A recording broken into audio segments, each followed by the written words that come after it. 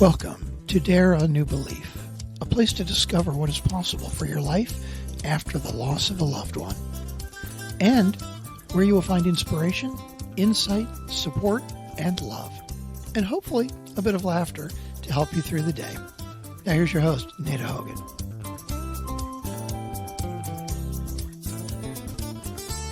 Welcome to Dare a New Belief in what is possible for your life.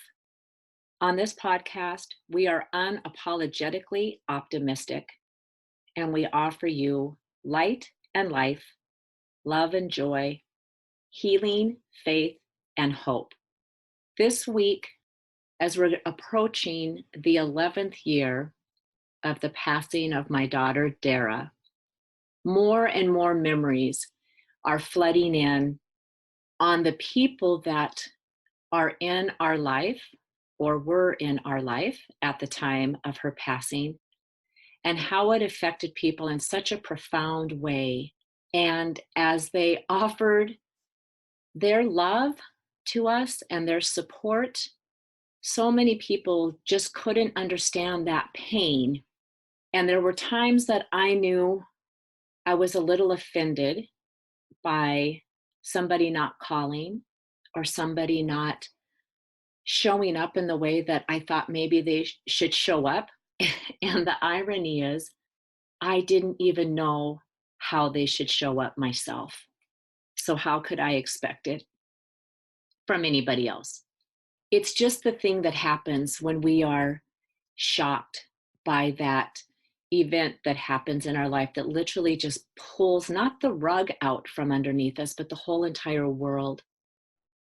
You're left standing on some pretty rocky ground. And you're trying to figure out your way through it. And literally you're grasping at everything that you could find that feels normal. And there just isn't anything that feels normal. I discovered such compassion and forgiveness and love in a way I've never experienced it before because of my daughter's passing.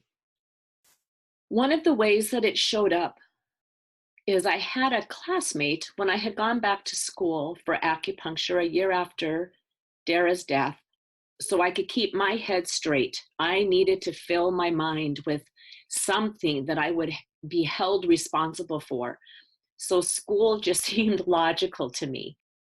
You have to take tests, you have to do homework, you have to have assignments, you have to show up every day to be able to pass. And that accountability made me accountable to my own life, not only to what the professors were expecting, but also what I expected from me to continue on. One of my classmates, who was quite a bit younger than me, actually pretty close to my daughter's age, had lost her best friend 4 months after Dara. And we bonded quickly. And we shared memories, talked about the pain, and what we did to take the next step. One of the things that happened with her, a classmate that was very close to her age had said to her about, the second year into school, so now her best friend had been gone for 3 years, as well as Dara. And her classmate friend, a very good friend of hers, had said to her during a conversation, "When are you going to quit talking about your dead friend?" And she was devastated, just devastated. And she came to me and asked me for a little advice. And as cold as that sounds, what I really believe happened is that this young girl just didn't know how to fit in with her friend and the passing of her best friend. How does she fit into this relationship? What does she say? She doesn't even know what to say. And in that young life, 3 years is an eternity. Your friend has been dead for 3 years. Get on with your life. because sometimes we just don't understand that 3 years is a blink of the eye for anybody, really, and especially when you're young. So I started thinking about compassion and love and understanding, and how it's not just for people who have lost a loved one. And of course, you hear that all the time. The death of a child is the ultimate in pain. And I just see suffering in other places where it feels to me like it's just as painful as losing a child. Like that little lady who's struggling so hard to get out of her car just to get into the grocery store, to purchase those groceries, to go home and be alone for the rest of that day and maybe even the rest of that week. And I thought, how can I show up differently? How can I offer more love and more understanding and joy to somebody else's life who I don't even know?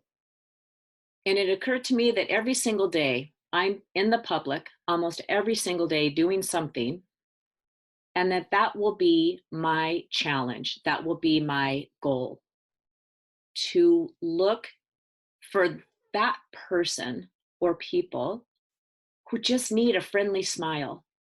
Maybe a hello, how are you doing? Maybe it looks like they are financially hurting a little bit, and maybe just pay for their groceries in the grocery store line. What is it that we can do to make this world a little bit better? Because if we all chip in and do something that just adds a little more value to somebody else's life, just simply a smile, an acknowledgement that you're here on this life path, and our lives are crossing each other's paths right now at this moment. And what can I do to make your life just a little bit sweeter today? So when you go home and later tonight, when you're getting ready for bed, you can remember, God, there was that person that just smiled at me. There was just that twinkle in her or his eye that just said, I matter. We can all do that. We can all show one another love and compassion and understanding and joy. And I guess that's my word for this week is, how can you show up differently?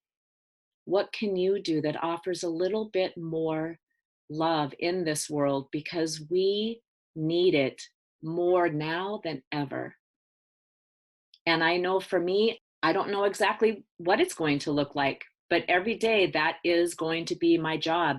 That's my challenge to myself. How can I show up every single day this week and add more value to somebody's life just because they're on this earth and we happen to be crossing paths? And I don't know what that's going to be, but I will let you know next week what I did and how it felt to me to be able to dare a new belief in what is possible in my life to help somebody else feel better, and maybe that they have more worth than they ever dreamed. Until next week, sending you love, light, joy, and blessings. Thank you for spending time with us today. Please go to nadahogan.com for show notes and other information that you can use right away.